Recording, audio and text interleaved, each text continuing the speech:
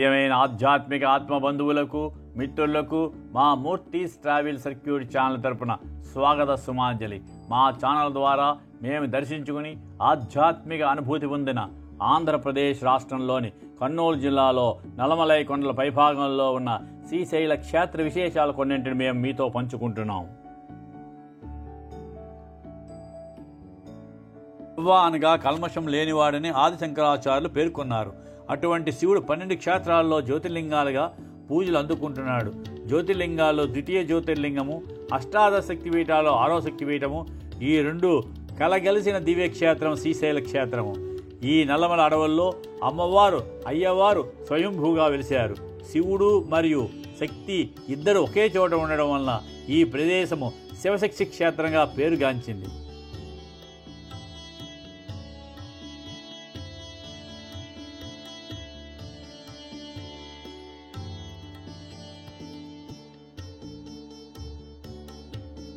భక్తులు సాక్షి గణపతి ఆలయాన్ని సందర్శించకపోతే శ్రీశైల సందర్శన నమోదు చేయబడదు అని నమ్ముతారు.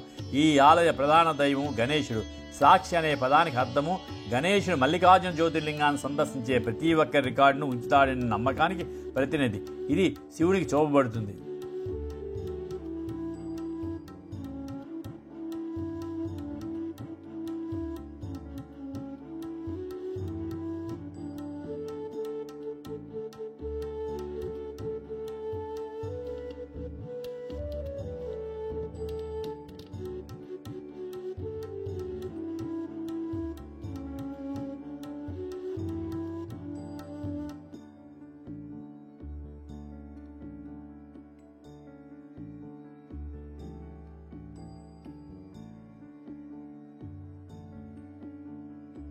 దానికో శతాబ్దానికి చెందిన ప్రసిద్ధ కవి శ్రీనాథుడు కాశీఖండంలోని సాక్షి గణపతి ఆలయాన్ని పేర్కొన్నాడు. ఈ పురాతన ఆలయాన్ని మరియు గణపతి విగ్రహాన్ని గొప్ప సన్యాసి అగస్త్యుడు తన శ్రీశైల సందర్శన సమయంలో ఊహించాడని ఇది పేర్కొంది. మతపరమైన ప్రాముఖ్యతతో పాటు ఈ ఆలయాన్ని సందర్శించడానికి మరొక కారణము మంత్రముగ్ధం చేసే ప్రదేశము. దట్టమైన అరణ్యాల పచ్చదనం మధ్య నెలకొని ఉన్న ఈ ఆలయం ప్రశాంతమైన పరిసరాలను అందిస్తుంది.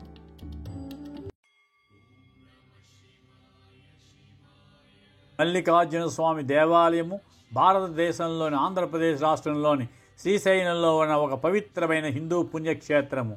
ఈ ఆలయము శివుడు మరియు అతని భార్య పార్వతికి అంకితం చేయబడింది మరియు భారతదేశంలోని శైవ మతము మరియు శక్తి రెండింటికి ముఖ్యమైన ఏకైక ఆలయము. ఇది శివుని 12 జ్యోతిర్లింగాల్లో ఒకటి మరియు పార్వతీదేవి యొక్క 18 శక్తిపీఠాల్లో ఒకటిగా పరిగణించబడుతోంది.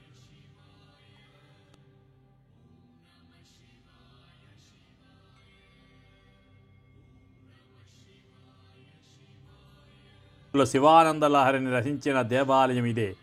చాలా వరకు ఆచారాలలో ఆచరించే స్థలము మరియు ప్రదేశము శ్రీశైలానికి సంబంధించి పేర్కొనబడ్డాయి. రాముడు సీతతో పాటు వనవాస సమయంలో శ్రీశైలాన్ని సందర్శించి సహస్రలింగాన్ని ప్రతిష్ఠించాడని నమ్ముతారు. అర్జునుడు తన తీర్థయాత్ర సమయంలో అలాగే పాండవులు వనవాస సమయంలో ఇక్కడ కొంత సమయము గడిపారు.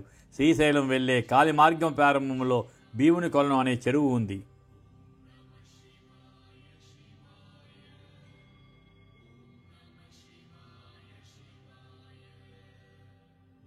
పురాణము పూర్వము అరుణాసురుడు అనే రాక్షసుడు ఈ ప్రపంచాన్ని పరిపాలించేవాడు. అతడు చాలా కాలం పాటు గాయత్రీ మంత్రం జపిస్తూ బ్రహ్మ కోసం తపస్సు చేసి మరణం లేకుండా వరం పొందాడు. వరప్రభావంతో భయపడిన దేవతలు ఆదిశక్తిని ప్రార్థించారు. అమ్మవారు ప్రత్యక్షమై అరుణాసుడు తన భక్తుడని గాయత్రీ మంత్రం జపిస్తున్నంత వరకు అతన్ని ఎవరూ ఏమీ చేయలేరని చెబుతుంది. తర్వాత దేవతలు పథకం ప్రకారము దేవతల గురువు అయిన బృహస్పతిని అరుణాసురుని దగ్గరికి పంపిస్తారు. దేవగురువు బృహస్పతి రాక్ గురించి ఆశ్చర్యం వ్యక్తపరచగా బృహస్పతి అందుకు సమాధానంగా ఇద్దరము ఒకే అమ్మవారిని గాయత్రీ మంత్రంతో పూజ చేస్తున్నామని, కాబట్టి ఈ రాకలో వింత ఏమీ లేదని చెప్తాడు. అరుణాసుడు దేవతలు పూజ చేసే అమ్మవారిని నేను ఎందుకు పూజ చేయాలని అహంకరించి గాయత్రీ మంత్ర జపాన్ని మానేస్తాడు. దానికి కోపించిన ఆదిశక్తి భ్రమర రూపము ధరించి అసంఖ్యాకంగా తేనెటీగలు భ్రమరాల్ని సైన్యాన్ని సృష్టిస్తుంది. ఆ భ్రమరాలు అరుణాసుడిని అతని సైన్యాన్ని సంవరిస్తాయి. ఆమె అక్కడ భ్రమరాంబికగా స్థిరపడింది.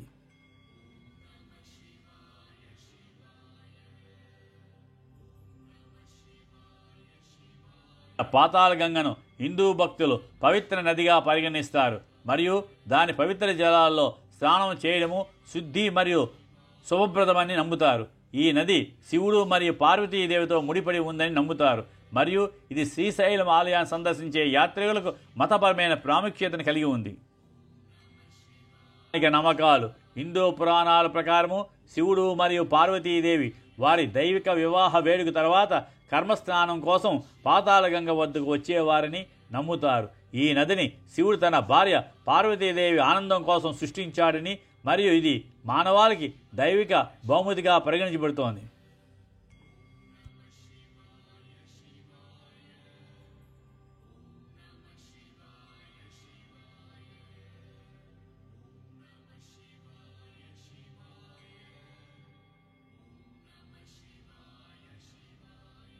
భ్రమరాంబ గర్భగృహ ప్రవేశ ద్వారం వద్ద శ్రీచక్రం కూడా ఉంది.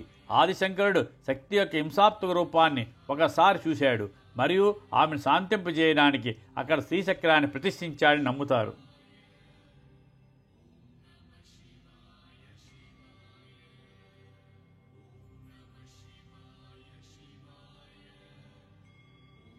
జ్యోతిర్లింగము అంటే స్తంభము లేదా కాంతి స్తంభము. స్తంభము చిహ్నము, ప్రారంభము లేదా ముగింపు లేదని సూచిస్తుంది. భగవంతుడు బ్రహ్మ మరియు విష్ణువు ఎవరో సర్వోన్నత దేవుడు అనే దాని గురించి వాగ్వాదం జరిగినప్పుడు శివుడు ఒక కాంతి స్తంభంగా కనిపించాడు మరియు ప్రతి ఒక్కరికి చివరలను కనుగొనమని అడిగాడు. ఎవరూ చేయలేకపోయారు. ఈ కాంతి స్తంభాలు పడిపోయిన ప్రదేశాల్లో జ్యోతిర్లింగాలు ఉన్నాయని నమ్ముతారు.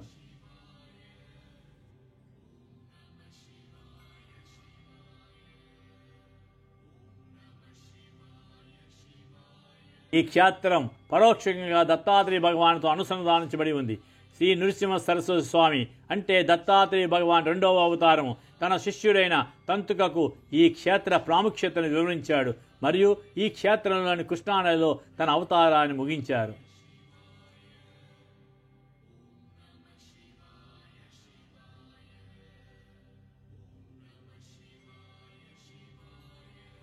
అనేక మఠాలు శ్రీశైలంతో అనుబంధించబడ్డాయి. ప్రస్తుతము 5 మాత్రమే ఉనికిలో ఉన్నాయి. ఈ పంచమఠాలు ఘంటామఠము, భీమశంకర మఠము, విభూతి మఠము, రుద్రాక్ష మఠము మరియు సారంగధర మఠము.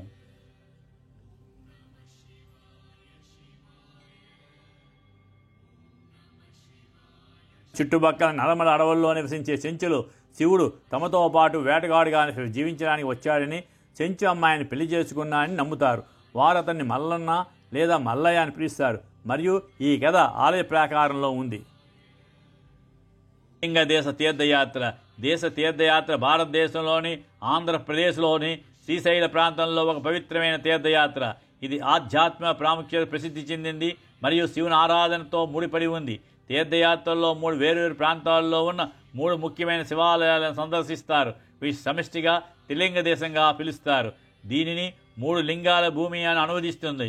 3 దేవాలయాలు శ్రీశైల మల్లికార్జున స్వామి ఆలయము, భీమేశ్వర స్వామి దేవాలయం ద్రాక్షారం పట్టణంలో ఉంది, సోమేశ్వర స్వామి ఆలయం సోమశిల పట్టణంలో ఉంది.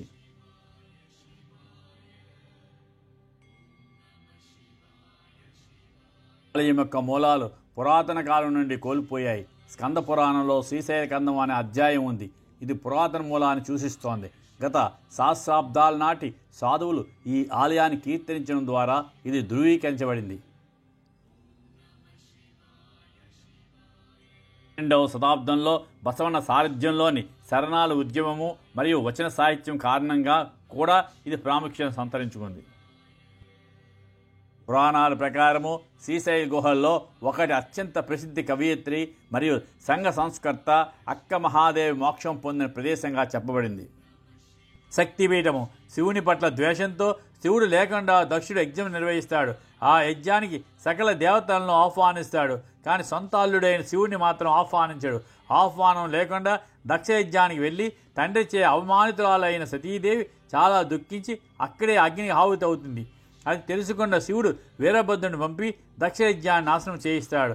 తదనంతరము సతీదేవి శరీరాన్ని తన భుజం మీద వేసుకుని శివతాండవం చేయగా లోకాలన్నీ కంపించసాగాయి. ఇది గమనించిన శ్రీ మహావిష్ణువు తన సుదర్శన చక్రంతో సతీదేవి శరీరాన్ని ఖండించడంతో శరీర భాగాలు వివిధ ప్రదేశాల్లో పడ్డాయి. ఆ ప్రదేశాలన్నీ శక్తిపీఠాలుగా ప్రసిద్ధి చెందాయి. సతీదేవి శరీరంలోని మెడభాగము భ్రమరాంబికాదేవి విగ్రహంలో కలిసిపోయి శక్తిపీఠంగా ప్రసిద్ధిగాంచింది. భక్తురాలు చంద్రావతి ప్రతిరోజు అతనిని ప్రార్థించి శివలింగాన్ని మల్లెపూల దండలతో అలంకరిస్తోంది. శివుడు ఆమె ముందు కనిపించినప్పుడు ఆమె తన తలపై శాశ్వతంగా మాల ధరించమని కోరింది. మల్లెలు అనే తెలుగు పదము మల్లెలు కాబట్టి శివుడు మల్లికార్చిత స్వామి అని పిలువబడ్డాడు. మల్లెపూల దండలతో పూజింపబడ్డాడు. అది కాలక్రమేణా మల్లికార్జున స్వామిగా మారింది. చంద్రావతి శివలింగానికి మల్లెపూల దండలు సమర్పించే అందమైన జలపాతము మల్లెల తీర్థం అని నమ్ముతారు. బుద్ధ మల్లికార్జున స్వామి కథ. ఒక యువరానికి శివుడు తేనెతీగ నరసించమని మరియు తేనెతీగ స్థిరపడిన ప్రదేశంలో తపస్సు చేయమని కోరాడు. తేనెతీగ ఆమెను దట్టమైన అడవికి నడిపించింది. అక్కడ ఆమె తపస్సు ప్రారంభించింది. శివుడు ఆమె భక్తికి పరీక్షించడానికి ముడతలతో ఉద్రుడి రూపంలో కనిపించాడు మరియు ఆమె అతన్ని వివాహం చేసుకుంది. అయితే అతను ఆమెను విడిచిపెట్టినప్పుడు ఆమె అతన్ని రాయిగా మారమని శపించింది. అయితే ఆమె పార్వతి చేత తేనెతీగ భ్రమరగా మారమని శపించింది. శ్రీశైలంలోని ఆలయ సముదాయంలో వృద్ధ మల్లికార్జున విగ్రహం ఉంది.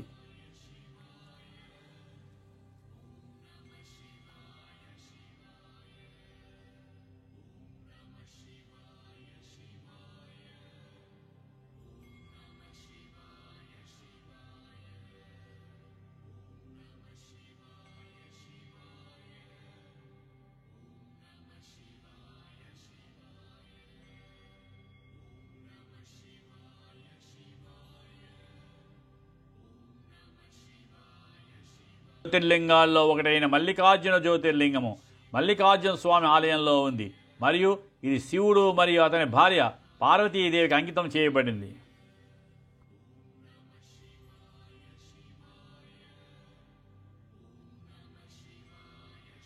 పురాణం ప్రకారము గణపతికి గణాధ్యక్ష పదవి ఇవ్వడం వలన కలత చెందిన కుమారస్వామి భూలోకం వచ్చి క్రౌంచభరతం అంటే శ్రీశైల శిఖరం వద్ద తపస్సు చేసుకుంటూ శ్రీశైల అరణ్యంలో సంచరించేవాడు. ఆ అరణ్యంలో ఒక బోయవారి కుమార్తె అయినటువంటి వల్లిని చూసి వివాహం చేసుకోవాలని అనుకుంటాడు. వల్లీదేవి ఆదిశేషుని యొక్క మనవరాలు. బోయవాని యొక్క భక్తికి మెచ్చిన ఆదిశేషుడు వల్లీదేవిని కుమార్తెగా పంపించాడు. కుమారస్వామి తన వివాహం కొరకై శివపార్వతుల కోసం తపస్సు చేయగా ఆది దంపతులు ప్రత్యక్షమయ్యారు. కుమారస్వామి కళ్యాణం కొరకు సకల దేవతలు అక్కడికి వచ్చారు. కళ్యాణం అనంతరము దేవతలు స్వామివారిని శ్రీశైలంలో జ్యోతిర్లింగంగా ఆవిర్భవించి కలియుగాంతము వరకు భక్తులకు ఆశీర్వచనాలు ఇవ్వవలసిందిగా కోరుతారు. అందుకు శివుడు అంగీకరించి జ్యోతిర్లింగంగా ఆవిర్భవించాడు. ఆలయంలో పాండవులు శ్రీరాముడు లాంటి పురాణ పురుషులు దర్శించుకుని పూజలు చేశారని చరిత్ర చెబుతోంది. శ్రీశైల దేవస్థానాన్ని రక్షించడానికి కొందరు రాజులు ఆలయం చుట్టూ కోటలాంటి పటిష్ట కట్టడం నిర్మించారు. 4 వైపులా 4 పెద్ద ద్వారములు, సుదూరానికి సైతం కానవచ్చే బ్రహ్మాండమైన 4 గోపురాలు, అత్యద్భుతమైన కట్టడాలుగా దేవాలయాలు నిర్మించారు. శ్రీశైల ద్వాదశ జ్యోతిర్లింగాల్లో 2వది, అష్టాదశ శక్తిపీఠాల్లో 6వది, దశభాస్కర క్షేత్రంలో శ్రీశైలం 6వది. మంది పాలకులు మల్లికార్జున స్వామి ఆలయ నిర్మాణానికి మరియు నిర్వహణకు సహకరించారు. అయితే మొదటి రికార్డులు శాతవాహన సామ్రాజ్య నిర్మాతల పుస్తకాలు 1వ ఏడీలో కనిపిస్తాయి. తదనంతరము మల్లికార్జున స్వామి అనుచరులైన ఇక్ష్వాకులు, పల్లవులు, చాళుక్యులు మరియు రెడ్డిల ఆలయానికి విరాళాలు అందించారు. విజయనగర సామ్రాజ్యము మరియు ఛత్రపతి శివాజీ వరుసగా మందిరము మరియు ఆలయాన్ని క్రీస్తు 1667లో గోపురాన్ని మెరుగుపరిచారు. కాలంలో ఇక్కడ పూజలు నిలిపివేయబడ్డాయి. అయితే బ్రిటిష్ పాలనలో తిరిగి ప్రారంభించబడింది.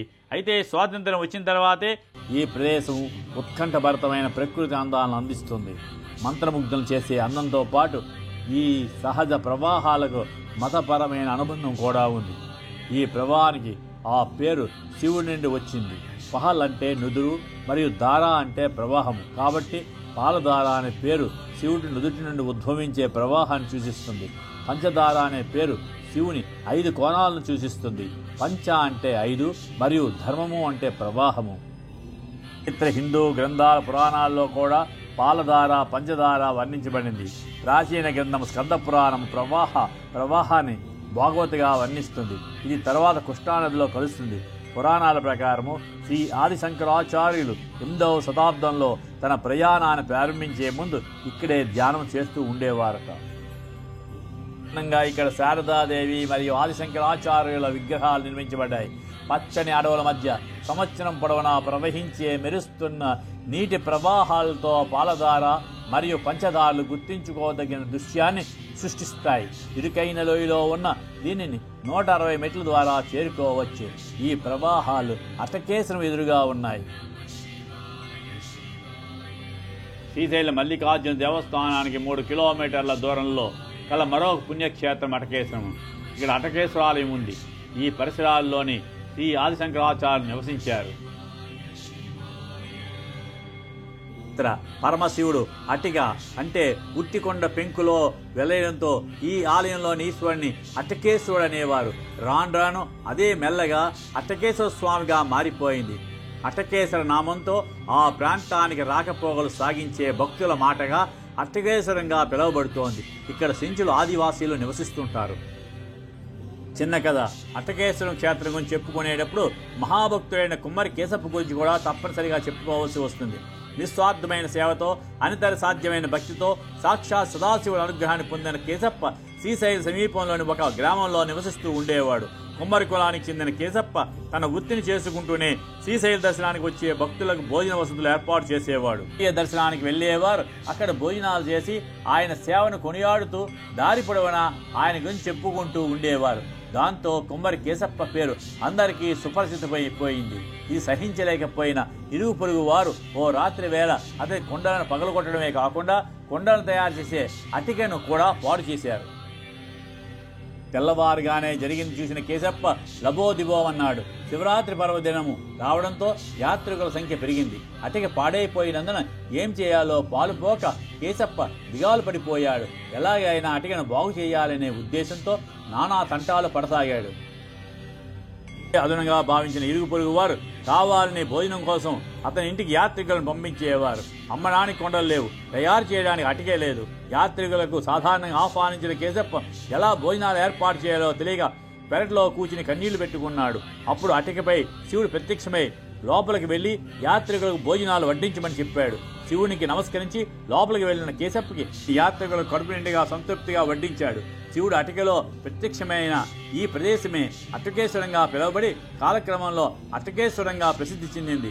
సాక్షాత్ సదాశివుడే ఆవిర్భవించేలా చేయగలిగిన మహాభక్తుడిగా కేశప్ప చరిత్రలో నిలిచిపోయాడు. ఇక్కడ మనం శివుని భక్తురాలైన హేమారెడ్డి మల్లమ్మ టెంపుల్ కూడా చూడవచ్చు. ఆవిడ గురించి కొన్ని విషయాలు. రెడ్డి మల్లమ్మ 14వ శతాబ్దంలో ఒక మహిళా సాధువు. ఆమె 14వ శతాబ్దంలో ఉత్తర కర్ణాటక ప్రాంతంలో జన్మించింది. కర్ణాటక ప్రభుత్వం ప్రతి సంవత్సరం మే 10న హేమారెడ్డి మల్లమ్మ జయంతిని నిర్వహిస్తుంది. ఆమె శ్రీశైల మల్లికార్జున రూపంలో ఉన్న పరమశివుని భక్తురాలు. వీరశైవ లింగాయుత కుటుంబంలో పెరిగిన ఆమె బసవన్న మార్గాన్ని అనుసరించింది. తన సహ సోదరీమణులచే చాలా చిత్రహింసలకు గురైంది మరియు వారిచే అత్యాయత్నాలు కూడా పొందింది మరియు వారిచే ఇంటి నుండి బయటికి పంపబడింది. అప్పుడు హేమారెడ్డి మల్లమ్మ ఒక అడవిలో నివసించడం ప్రారంభించి తన అంకిత భావాన్ని కొనసాగించింది. శ్రీశైల మల్లికార్జునుడు శివుడు ఆమె భక్తికి సంతోషించి ఆమె ముందు ప్రత్యక్షమై వరం అడిగాడు. చించబడిన తన కుటుంబానికి సంపద ఇవ్వాలని ఆమె కోరింది. తన కుటుంబానికి ఐశ్వర్యం ఉండాలని, దాన ధర్మాలు చేయాలని, అహంభావం వద్దని సూచించింది. హేమారెడ్డి మల్లమ్మ ఎప్పుడూ వచనాలు రాయలేదు, కానీ ఆమె జీవితం స్త్రీలకు స్ఫూర్తిదాయకము.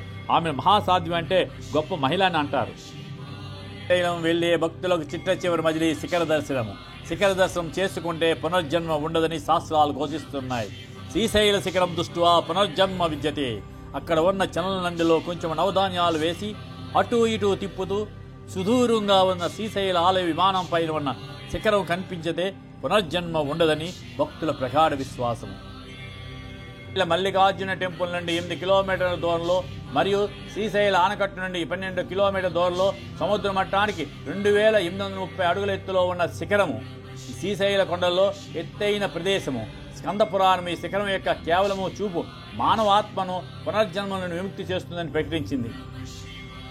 శ్రీశైలానికి ప్రజలు కాలినడకన వచ్చేవారు మరియు పుణ్యక్షేత్రానికి చేరుకోలేని వారు ఈ శిఖరాన్ని చూసి తిరిగి వచ్చేవారు. ఇది శ్రీశైలంలో సందర్శించదగిన ప్రదేశాల్లో ఒకటి. ఆలయాన్ని సందర్శించడం భక్తులకు మరియు పర్యాటకులకు ఆధ్యాత్మికంగా సుసంపన్నమైన అనుభూతిని కలిగిస్తుంది. ఏడాది పొడవునా సందర్శకులు వస్తూ ఉంటారు. మహాశివరాత్రి సందర్భంగా ఈ పుణ్యధామను సందర్శించుకోవడం కోసం ఏ భక్తుడైనా అంతిమంగా కోరుకుంటాడు. శ్రీశైల దేవస్థానం యాత్రికుల కోసం కాటేజీలు మరియు అతిథి గృహాలు, భక్తులకు ఉచితాహారము మరియు క్లోక్ రూములు, విశ్రాంతి గదులు మరియు తాగునీటి సౌకర్యాలు వంటి అనేక సౌకర్యాలను అందిస్తోంది.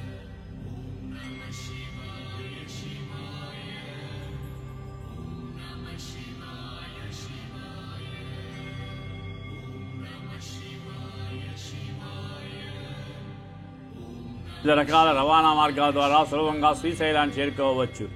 సమీప విమానాశ్రయం హైదరాబాద్, రైలు ద్వారా ఖమ్మంలోని రైల్వే స్టేషన్ 59 కిలోమీటర్ల దూరంలో ఉంది. బస్సు ద్వారా శ్రీశైలం పొరుగున ఉన్న నగరాలు మరియు పట్టణాలకు బస్సు సర్వీస్ ద్వారా బాగా అనుసంధానించబడి ఉంది, ముఖ్యంగా హైదరాబాదు, విజయవాడ మరియు ఇతర ప్రాంతాలు.